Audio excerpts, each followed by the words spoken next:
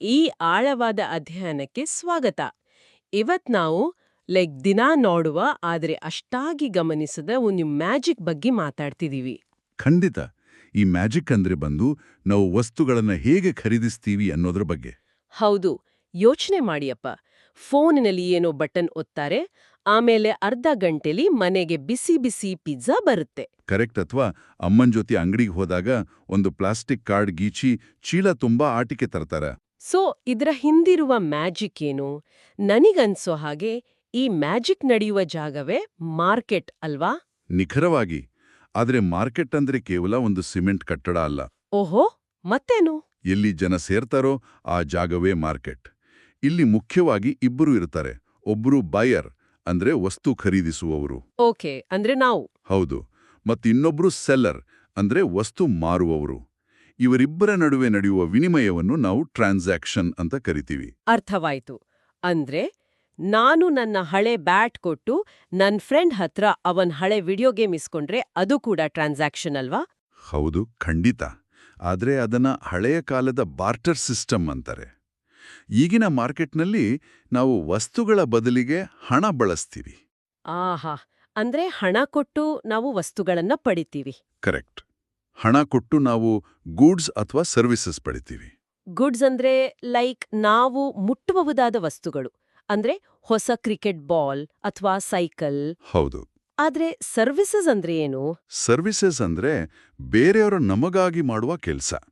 ಉದಾಹರಣೆಗೆ ಸಲೂನ್ಗೆ ಹೋಗಿ ಕೂದಲು ಕತ್ತರಿಸ್ಕೊಡೋದು. ಓಹೋ, ಅಥವಾ ಡಾಕ್ಟರ್ ಹತ್ರ ಚೆಕಪ್ ಮಾಡಿಸ್ಕೊಳ್ಳೋದು ಕೂಡ ಸರ್ವಿಸಸ್ ಅಲ್ವಾ? ಎಕ್ಸಾಕ್ಟ್ಲಿ.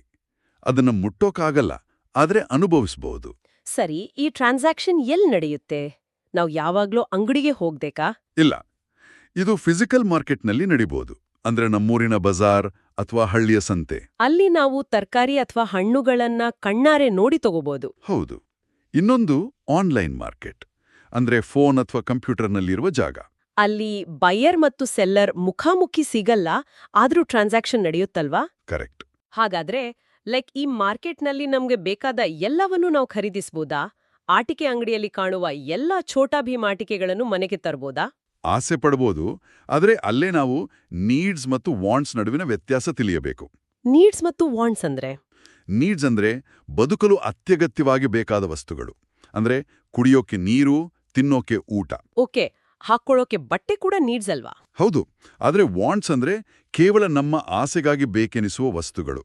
ಲೈಕ್ ದೊಡ್ಡ ಚಾಕ್ಲೇಟ್, ಐಸ್ ಕ್ರೀಮ್, ಅಥವಾ ಆ ರಿಮೋಟ್ ಕಂಟ್ರೋಲ್ ಕಾರ್. ಕರೆಕ್ಟ್. ಇವೆರಡಕ್ಕೂ ನಾವು ಪ್ರೈಸ್ ಅಂದ್ರೆ ಬೆಲೆ ಕೊಡಬೇಕು, ಆದ್ರೆ ನಮ್ಮ ಬಳಿಯುವ ಹಣದಲ್ಲಿ ಮೊದಲು ನೀಡ್ಸ್ಗೆ ಖರ್ಚು ಮಾಡಬೇಕಾಗ್ತದೆ. ನನಗೊಂದು ಡೌಟ್, ಈ ಪ್ರೈಸ್ ಅನ್ನ ಯಾರು ನಿರ್ಧರಿಸ್ತಾರೆ? ಅಂಗಡಿಯವನು ಇದಕ್ಕೆ 500 ರೂಪಾಯಿ ಅಂತ ಹೇಳಿದ್ರೆ ನಾವು ಆ ಬೆಲೆ ಕೊಡ್ಲೇಬೇಕಾ? ಒಳ್ಳೆ ಪ್ರಶ್ನೆ. ಪ್ರೈಸ್ ಅನ್ನೋದು ಯಾರೋ ಒಬ್ಬರು ನಿರ್ಧರಿಸಲ್ಲ. ಇದು ಒಂದು ಮಾರ್ಕೆಟ್ ಇಂಟ್ರಾಕ್ಷನ್. ಅಂದ್ರೆ ಇದು ಡಿಮ್ಯಾಂಡ್ ಮತ್ತು ಸಪ್ಲೈ ನಡುವಿನ ಹಗ್ಗಜಗ್ಗಾಟ. ಹಗ್ಗಜಗ್ಗಾಟ ಅದು ಹೇಗೆ? ಡಿಮ್ಯಾಂಡ್ ಅಂದ್ರೆ ಜನರಿಗೆ ಆ ವಸ್ತು ಎಷ್ಟು ಬೇಕು ಅನ್ನೋದು. ಇದನ್ನ ಕ್ವಾಂಟಿಟಿ ಡಿಮ್ಯಾಂಡೆಡ್ ಎನ್ನುತ್ತಾರೆ. ಓಕೆ. ಸಪ್ಲೈ ಅಂದ್ರೆ ಮಾರಾಟಗಾರರ ಬಳಿ ಆ ವಸ್ತು ಎಷ್ಟಿದೆ ಅನ್ನೋದು. ಇದನ್ನ ಕ್ವಾಂಟಿಟಿ ಸಪ್ಲೈಡ್ ಎನ್ನುತ್ತಾರೆ. ಓಹೋ, ಅರ್ಥ ಆಗ್ತಿದೆ. ಯೋಚನೆ ಮಾಡಿ, ಯಾವುದೋ ಹೊಸ ಸೂಪರ್ ಹೀರೋ ಆಟಿಕೆ ಬಂದಿದೆ. ಸ್ಕೂಲ್ನಲ್ಲಿ ಎಲ್ಲಾ ಮಕ್ಕಳಿಗೂ ಅದೇ ಬೇಕು. ಅಂದ್ರೆ ಡಿಮ್ಯಾಂಡ್ ತುಂಬಾ ಹೆಚ್ಚಿದೆ ಅಂತ. ಹೌದು. ಆದ್ರೆ ಅಂಗಡಿಯವನತ್ರ ಕೇವಲ 10 ಆಟಿಕೆಗಳಿದ್ದರೆ ಸಪ್ಲೈ ಕಡಿಮೆ ಇರುತ್ತೆ. ಆಹಾ, ಆಗ ಅಂಗಡಿಯವನಿಗೆ ಗೊತ್ತು ಆಟಿಗೆ ಬೇಕೇ ಬೇಕು ಅನ್ನೋರು ಎಷ್ಟು ದುಡ್ಡು ಕೊಟ್ಟಾದ್ರೂ ಅದನ್ನ ತಗೋತಾರೆ ಅಂತ. ಎಕ್ಸಾಕ್ಟ್ಲಿ. ಸೊ ಅವನು ಆಟಿಕೆಯ ಪ್ರೈಸ್ ಜಾಸ್ತಿ ಮಾಡ್ತಾನೆ. ಇದು ಸೇಮ್ ನಮ್ಮ ತರಕಾರಿ ಮಾರ್ಕೆಟ್ನಲ್ಲಿ ನಡೆಯೋ ಥರ ಟೊಮೆಟೊ ಬೆಲೆ ಕಡಿಮೆ ಮಾಡಿ ಅಂತ ಕೇಳ್ತಾರಲ್ಲ. ಹೌದು. ಇದನ್ನೇ ಬಾರ್ಗೇನಿಂಗ್ ಅಥವಾ ನೆಗೋಸಿಯೇಷನ್ ಎನ್ನುತ್ತಾರೆ. ಅಂದ್ರೆ ಸೆಲ್ಲರ್ಗೆ ಯಾವಾಗ್ಲೂ ಪ್ರಾಫಿಟ್ ಅಂದ್ರೆ ಲಾಭ ಬೇಕು, ಬಯರ್ಗೆ ಯಾವಾಗ್ಲೂ ಹಣ ಉಳಿಸ್ಬೇಕು. ಕರೆಕ್ಟ್. ಹೀಗೆ ಇಬ್ರು ಬಾರ್ಗೇನಿಂಗ್ ಮಾಡಿ ಕೊನೆಗೆ ಇಬ್ಬರಿಗೂ ಒಪ್ಪಿಗೆ ಆಗುವ ಒಂದು ಬೆಲೆ ಫಿಕ್ಸ್ ಮಾಡ್ತಾರೆ. ಓಹೋ. ಅದನ್ನೇ ಇಕ್ವಿಲಿಬ್ರಿಯಂ ಪ್ರೈಸ್ ಎನ್ನುತ್ತಾರೆ. ಬೆಲೆ ತುಂಬಾ ಹೆಚ್ಚಾದ್ರೆ ವಸ್ತು ಅಂಗಡಿಯಲ್ಲೇ ಉಳಿಯುತ್ತೆ. ತುಂಬಾ ಕಡಿಮೆ ಆದ್ರೆ ಬೇಗ ಖಾಲಿಯಾಗಿ ಸೆಲ್ಲರ್ಗೆ ಪ್ರಾಫಿಟ್ ಸಿಗಲ್ಲ. ಹೌದು. ಇದುವೇ ಪ್ರೈಸ್ ಡಿಟರ್ಮಿನೇಷನ್ ಪ್ರಕ್ರಿಯೆ. ವಾವ್. ಅಂದ್ರೆ ಮಾರ್ಕೆಟ್ ಮತ್ತು ಪ್ರೈಸ್ ಮತ್ತೆ ಡಿಮ್ಯಾಂಡ್ ಹೇಗೆ ಕೆಲಸ ಮಾಡುತ್ತೆ ಅಂತ ನಾವು ಅರ್ಥ ಮಾಡ್ಕೊಂಡ್ರೆ ನಾವೆಲ್ಲರೂ ಜಾಣ ಖರೀದಿದಾರರಾಗಬಹುದು. ಖಂಡಿತ. ಈ ದೊಡ್ಡ ಜಗತ್ತು ನಡೆಯುವುದೇ ಈ ಬಯರ್ ಮತ್ತೆ ಸೆಲ್ಲರ್ ಮತ್ತು ಪ್ರೈಸ್ ಎಂಬ ನಿಯಮಗಳ ಮೇಲೆ. ಇಂದಿನ ಈ ಆಳವಾದ ಅಧ್ಯಯನವನ್ನು ಮುಗಿಸೋ ಮುನ್ನ ಒಂದು ಕುತೂಹಲಕಾರಿ ಪ್ರಶ್ನೆ. ಹೇಳಿ.